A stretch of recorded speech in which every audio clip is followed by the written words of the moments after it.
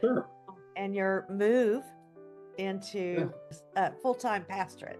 Yeah. So I've been a electrical contractor for 46 plus years, and that's been a very good job. But and then the last 10 years has been just part time, so that I could work more here at the church. But it's when you're doing that, it's really good. But you're not able to focus on everything that needs to be focused on at the ministry of the church. So, at least in my case, it's been that way. So we've kind of moved a little more into getting the business marketed and sold, and things are progressing good in that direction. It's already has loosened me up in several areas, and it's good to always have that vision to know where you're going, made plain ahead of time. And so there's just things that you have to do to make room. It's like, okay, what are you called to do? What's your, and I would say this, that anybody that might be listening to this is bivocational.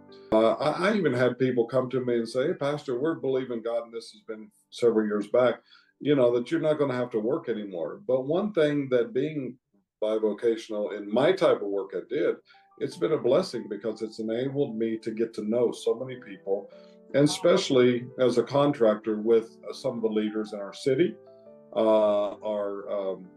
those that sit on our city board, and to be able to get things done. And I know it's kind of been a setup for which ultimately we're going to be building another facility.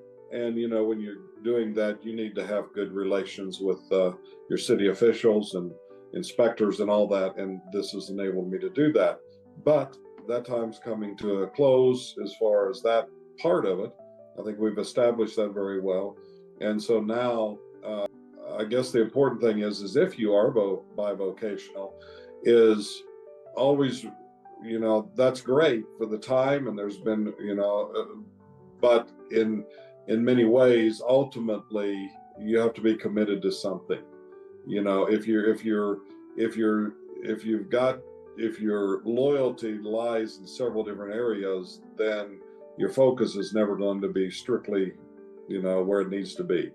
And so it's definitely, it might not be something that you can do just instantly, but you work towards that, and don't let your foot off the gas in that area. Keep it going, and until you get to the place that that where your heart's at and what you've been called to do, and which has kind of been the case of where I'm at right now. So it's good.